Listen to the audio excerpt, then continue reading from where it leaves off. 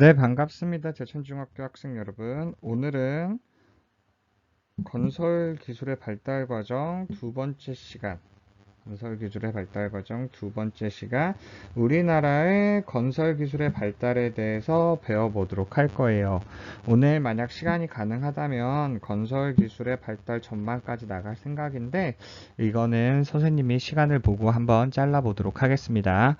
그럼 본격적으로 수업을 진행해 보도록 할까요? 다음 장으로 넘어가겠습니다.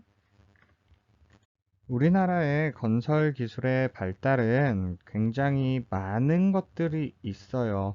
근데 책에 나와 있는 가장 우리나라의 대표적으로 우리나라의 건설 기술의 최고봉, 그리고 정말 이쁜 건축 구조물들이 있다는 걸 알려주기 위해 책에 총 5가지가 나와 있네요. 첨성대, 석굴암, 부석사, 무량수전, 그리고 수원화성, 마지막 덕수궁 석교정까지 오늘 한번 5가지만 좀 같이 알아보도록 할게요. 다음 장으로 넘어가겠습니다. 첫 번째로 등장하는 것은 바로 첨성대입니다. 여러분 이거 많이 보셨죠? 이거 어디에 있나요? 그렇죠. 여러분들이 많이 놀러 갔던 경주에 위치를 하고 있습니다.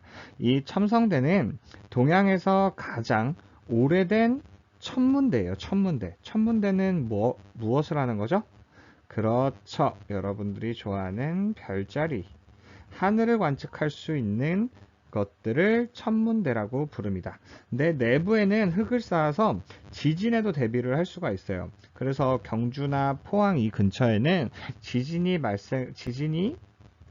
많이 발생을 하는데 이 내부 안에는 뭐가 들어있다고요? 그렇죠. 흙이 채워져 있어서 내부의 외부에서의 충격을 잘 흡수할 수 있답니다. 그런데 이거는 다 무엇으로 만들어져 있나요? 그렇죠. 바로 돌로 건축됐다는 거. 우리나라의 건설 기술 중 가장 대표적인 첫 번째 뭐라고요? 그렇죠. 하늘의 위치, 별자리의 위치, 태양의 위치 이런 것들을 관측할 수 있는 뭐? 그렇죠. 바로 첨성대입니다. 그럼 다음으로 넘어갈게요. 두 번째로는 이젠 이것 역시도 경주에 있습니다. 경주. 경주는 예전에 어디였죠? 그렇죠. 신라시대. 신라시대 때 영토가 바로 경주였는데 거기에 우리나라의 문화유산이 굉장히 많이 있어요. 그중 또 대표적인 석굴암이 있습니다. 석굴암은 무엇이냐면 화강암을 다듬어 만든 인공 석굴이에요. 석굴. 말 그대로 인공 동굴인 거죠. 동굴. 아시겠나요? 근데 여러 개의 돌을 짜맞춰. 돌. 여기 안에 있는 게 다 무엇이라고요? 그렇죠. 돌입니다. 돌. 돌을 짜맞추어 원형 주실의 방구형 천장을 구축해서 만든 건설 구조물이 되는 거예요.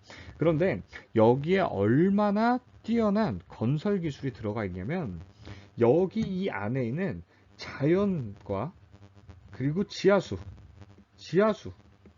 통로해서 내부의 온도와 습도 모든 것들이 다 조절이 될 수 있는 자연 에어컨이 설치가 되어 있었어요. 그런데 지금 여러분들이 이 석굴암을 한번 방문해 볼 기회가 생겨서 가보면 여기 내부 안에 인공적으로 뭐가 설치되어 있을까요?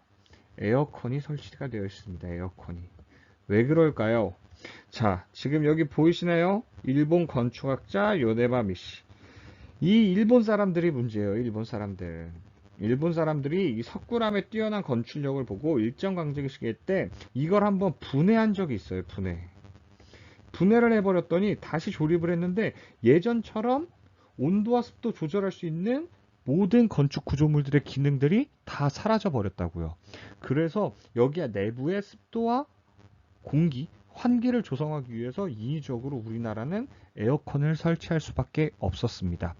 굉장히 슬픈 현실이죠. 하지만 우리나라에 정말 건설 기술의 집약체라고 할 수 있는 석굴암이 있었다는 거. 근데 이런 에어컨도 설치할 필요 없는 자연 온도 습도 조절도 되는 기능까지 포함되어 있는 건축 구조물이 있었다는 거. 그거는 꼭 기억해 주셨으면 좋겠습니다. 그럼 다음 장으로 넘어갈게요. 세 번째 건축 구조물로는 바로 부석사 무량수전입니다. 이 부석사 무량수전을 가져온 이유는 이게 가장 중요해요. 현존하는 가장 어떤?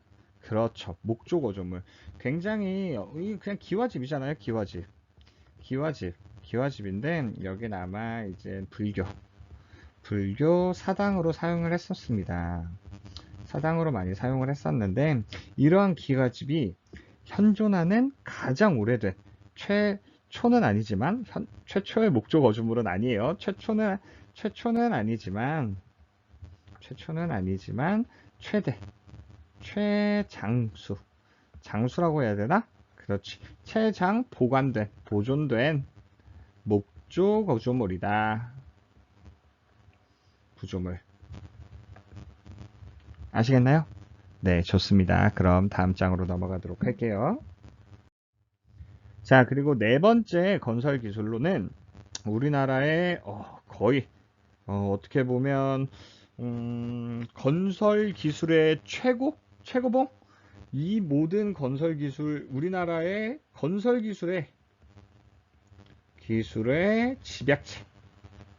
집약체라고 할 수 있는 바로 수원화성입니다. 이 수원화성이라는 것은 조선시대의 정조 다 아시죠? 정조의 아버지를 기리기 위해 만든 성이에요. 근데 정조의 아버지가 누구냐? 여러분들이 다 알고 있는 누구? 그렇죠.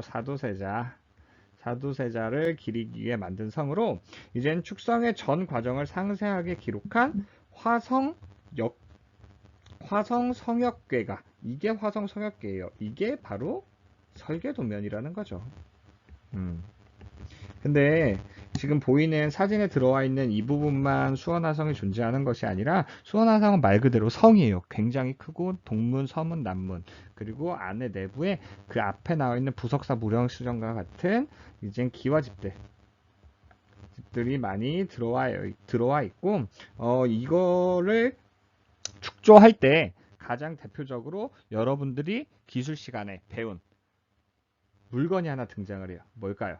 그렇죠. 바로 정약용이 만든 거중기가 등장을 합니다.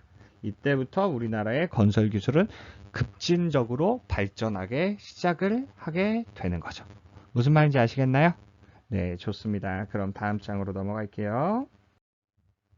자, 그리고 우리나라 마지막 대표 건설 기술 덕수궁 석조전입니다. 앞에서 봤던 건축 구조물들은 이제 주거 환경도 있고 이제 근데 기와집 같은 경우 무량수전 같은 경우 뭘로 만들었었죠? 그렇죠. 나무로 많이 만들었었는데 이젠 근대식 석조 건물이에요. 석조 건물. 근데 이 지금 우리나라 뭐 국회의사당이라든지 뭐 청와대라든지 그리고 좀 잘 사는 집 모양이랑 좀 비슷하죠.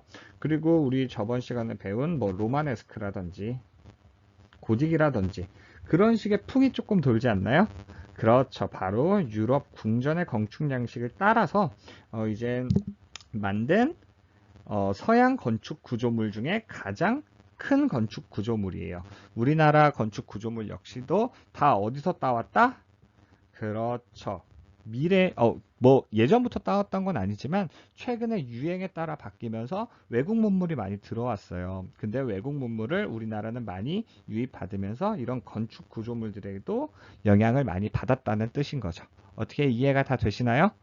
네, 좋습니다. 그럼 다음 장으로 넘어가도록 할게요.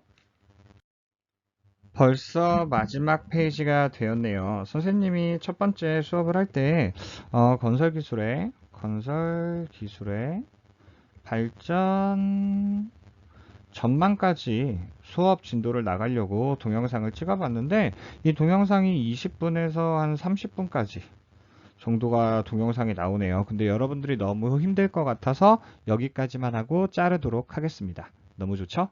네, 그럼 선생님과 한번 문제를 풀어보도록 할게요. 다음 설명에 해당하는 우리나라 건설 구조물은 무엇일까요? 무엇. 오케이? 네, 좋습니다. 한번 읽어보도록 할게요.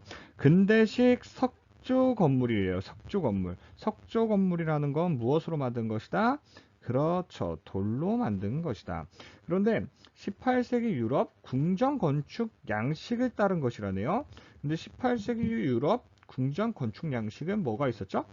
그렇죠. 로마네스크라든지 고딕 양식이라든지 뭐 바로크라든지 펜이 왜 이렇게 찍찍 그리죠? 뭐 여튼 이런 양식들을 따라했대요. 그리고 당시 건축된 서양 건물 가운데 가장 규모가 크다고 하네요. 가장 규모가 크면 궁 같은 걸까요? 뭐 생각나는 것들이 있나요? 돌로 만든 궁이다. 여러분들은 정답을 다 알 수 있을 겁니다. 과제방에 여기에 해당하는 정답을 올려주시면 되겠습니다. 오늘도 고생 많으셨어요. 안녕.